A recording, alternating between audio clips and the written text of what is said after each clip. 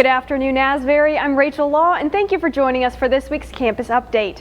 Today we are in a different location than normal. Our team has collaborated with Jessamine County Tech Center to highlight some of the updates and renovations to their facility. Reporter Lucy Bryson has the top story on what the Tech Center is all about. At Jessamine County Career and Technology Center, students from both West and East Jessamine schools can come together to participate in hands-on learning and career readiness. We're a career and tech center, and so if you were at East High or West High, you choose your electives to be able to do that pathway. And so, we're IT, but there's also the ag department, the biomedical science, the nursing department, engineering department, and so on. The program has been around for 17 years now and gives students a chance to look into potential careers with real-world experience, with the computer programming and game creation classes being some of the most popular electives. We have game design here, we have programming, we have web design, and we have kind of the fix-it type category too. So, for example, if you're a typical game design student, you would come in and we're using all the different industry stuff to learn programming, art type of things. It's really kind of a trick for them to learn like higher level thinking and work together as groups. I come here on my own just so I can learn and understand this way more. Students around the county feel as if the facility has helped lead them in the path that they dream to go. You can run around the building and you can see somebody building a video game or working with some sort of guts or something in another thing, or doing some chemistry assignment in a different class, and always something going on like that. It pushes me more towards learning about it, and so it's like it pushes me towards that career path instead of going to anything else that I would like to pursue. Even leading some students to Asbury. And I think that students do go to Asbury from here, and we're starting to, in my opinion, I'm starting to collaborate, like the next couple of days are collaboration with Asbury to do a couple of things. And so to me it makes sense to have something over here that would get into some of the things that you guys do at Asbury. Hands-on training, learning more, having really great teachers. It's just all around very helpful in my career path. It's a unique opportunity specifically catering to students in Jessamine County. When I moved here, my whole world just opened up. I have so many more opportunities. I have better teachers and I can learn way more, and I enjoy everything here. In Jessamine County, I'm Lucy Bryson, Newswatch 3. We're so thankful for the opportunity to be here today and encourage everyone to come check it out. For another look at our location, let's go to Addie in the gaming lab. Thank you, Rachel. I am currently in the JCTC Gaming Design Room. In this room, students learn how to create their own online games, handheld games, and even virtual reality games. On the gaming system right behind me, students eventually have learned all the skills to create and produce their own game and play it right here. Along with the gaming design, students also learn how to use and create projects on a 3D printer. So if gaming is your thing, you belong right here. If you don't like gaming, don't worry. There are several other hands-on learning opportunities here for you at the Jessamine County Technical Center. I am Addie Smith, Newswatch 3. Back to you, Rachel. It's Addie. To wear shorts and a t-shirt or not to wear shorts and a t-shirt, that is the question. In the past few weeks, Kentucky weather has gone back and forth, being hot one day and cold the next. Chief Forecaster Lucy Bryson has the latest on what weather on campus is looking like this week. Well, thank you, Haley and Rachel, and good afternoon, Asbury. Chief Forecaster here for Newswatch 3, Lucy Bryson, here to give you the update on everything Asbury weather.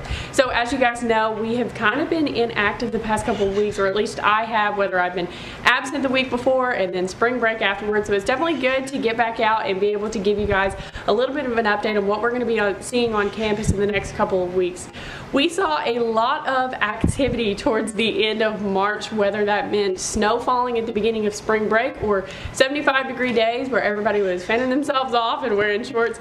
It's just kind of been a whirlwind, but you know what I always say, Kentucky weather, might as well just get a shirt that says Kentucky weather is unpredictable on it, because that's what I'm saying all the time here. But let's move into this week in weather. So today the temperatures that we're going to be seeing is a high of 54 degrees and a low of 32.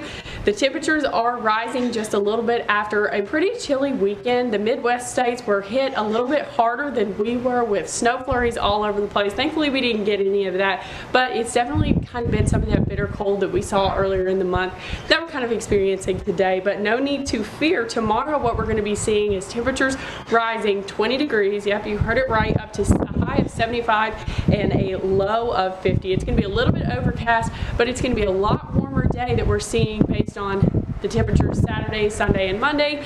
Even on Tuesday, a jump in about 20 degrees. So that'll be a nice day that probably you can break your shorts out again, but it'll be a good day to be outside. Always thankful for those bright and sunny days. Moving into the weekend, Thursday, Friday, Saturday, Sunday. Thursday, we're going to see the temperatures drop just a little bit down to about 65 degrees with some thunderstorms. The low is going to be 58. Scattered thunderstorms throughout the day, but nothing too terribly cold. So just down to about 65 degrees. Moving into April, on Friday is April 1st, and the high is going to be 57 degrees with a low of 42. It's going to be a cloudier day, coming back down to some of those temperatures that we're seeing a little bit today after kind of a spike during that midweek. Saturday, what we're going to see is some scattered showers throughout the day. The high is going to be 54 and the low is going to be 38 degrees. And what we'll be seeing on Sunday is pretty consistent temperatures, what we saw the past few days before that. The high is going to be in the mid 50s, 55 degrees, and the low is going to be down to 35 with some showers in the morning, but clear throughout the day. As you guys know, I'm always happy to be here, always happy to be given the forecast, and looking forward to seeing what this next week holds. Back to you guys. Thanks, Lucy.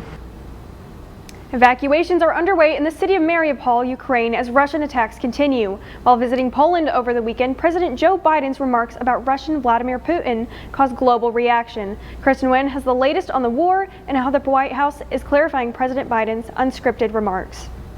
As Russia intensifies its missile strikes on Ukrainian cities in the west and the east, heavy fighting also continues in the south, where the mayor of the port city of Mariupol has called for a complete evacuation of the remaining population. A weeks-long siege by Russian forces has flattened the city, leaving an unknown number of civilians dead and forcing hundreds of thousands of people from their homes. Intense fighting also continuing in the suburbs of Kyiv, as Russian forces attempt to establish a corridor around the capital to block supply routes, according to a Ukrainian defense official. Ukrainian President Volodymyr Zelensky says he's ready to accept a neutral, non-nuclear status as part of a peace deal with Russia, but any agreement would have to be put to the Ukrainian people in a referendum. This was the first point of principle for the Russian Federation, as I recall. And as far as I remember, they started the war because of this. Meanwhile, President Joe Biden triggering a political storm after going off script during a speech in Poland. For God's sake, this man cannot remain in power. White House officials and Biden himself now trying to downplay the remarks, saying he was really arguing that Vladimir Putin can't be allowed to exercise his power over neighboring countries. It was expressing my outrage. He shouldn't remain in power. Just like, bad people shouldn't continue to do bad things. But it doesn't mean we have a fundamental policy to do anything to take Putin down. In Washington, I'm Chris Nguyen reporting. In another American response to the war, the White House announced last Thursday that the U.S. will accept up to 100,000 Ukrainian refugees and provide $1 billion in support for European nations handling the massive influx of refugees. Alarming levels of dangerous chemicals have been discovered in food packaging at several fast food, fast casual restaurants, and grocery store chains. That's according to an investigation released Thursday by Consumer Reports. The chemicals, called per- and polyfluoroalkyl substances, or PFAs, are used to prevent grease and water from soaking through food wrappers or beverage cups. They're often called forever chemicals because they do not break down in the environment. These chemicals are also found in the ink used to print logos and instructions on food containers. The U.S. Centers for Disease Control and Prevention says the chemicals can harm the immune system and reduce antibody response to vaccines. They also have been linked to increased cholesterol, altered liver enzymes, certain types of cancer, lower infant birth weights, and high blood pressure in pregnant women. To reduce your risk of exposure, experts say you should take food out of the container as soon as you receive it and never reheat food in its original container. They also suggest reducing the frequency of takeout meals to once a week or less. Let's take a look at sports news now. Here's Asa with the latest. Thanks, Rachel. Over the weekend, Asbury softball split 2 games with Spalding University, losing the first game 5-6 and dominating in the second with a 16-6 victory. AU softball's next game will be against Birmingham Southern on April 2nd. On Sunday, women's lacrosse won their first game of the season, defeating Warren Wilson 11-4. The Eagles were led by Sophia Carmody and Mary Tidy, who both scored 3 goals during the match. Their next game will be against Mount St. Joseph on April 2nd. Moving over to national sports on Thursday, March 10th, the MLB finally reached an agreement with the league's Player Association to end the 99-day lockout, making it the second longest in league history. This new deal adjusted the minimum salary across the league, changed the postseason format to 12 teams, and added a universal designated hitter to all lineups. Spring training has begun and opening day will now be held on April 1st. The Final Four is set as we near the end of March. Kansas and Villanova will meet for the fourth time in tournament history. Over the past 3 meetings, whoever won this matchup went on to win the championship.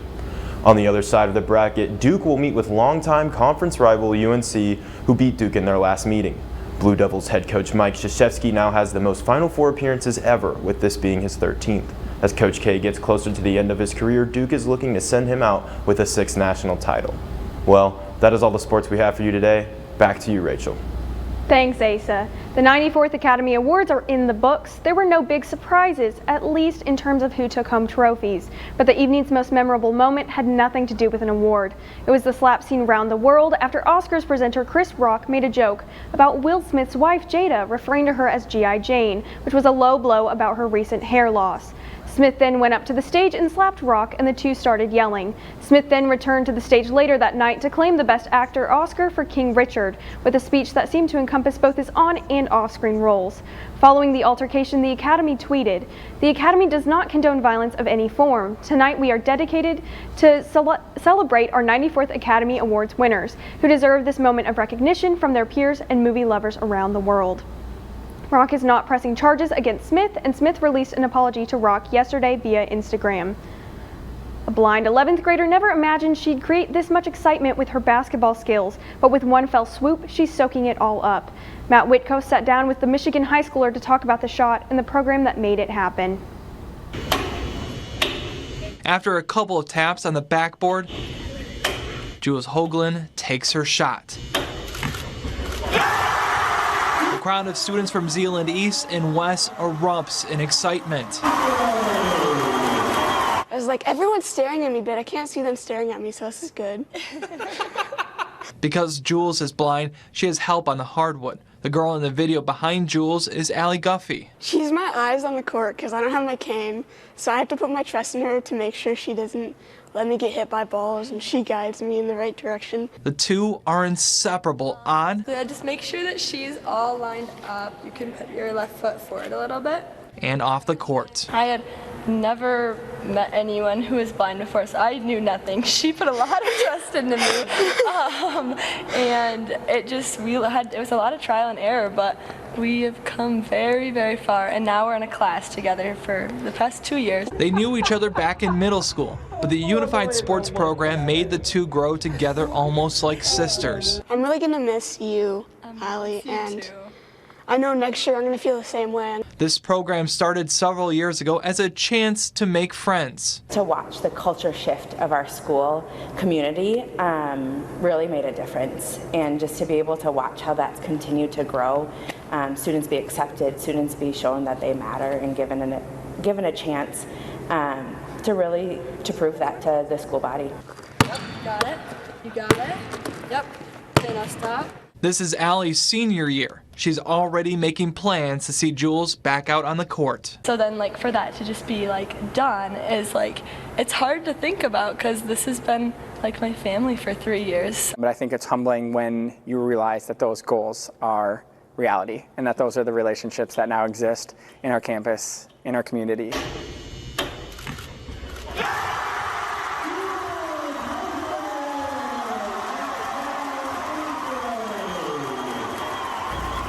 Jules says before the game she missed some of her practice shots, but when she scored, she says she felt like God was there. Well, that's all the time we have for today. Thank you for tuning in and trusting us to give you your weekly campus update. News by the students, for the students. For Newswatch 3, I'm Rachel Law. To all of Asbury, have a wonderful day.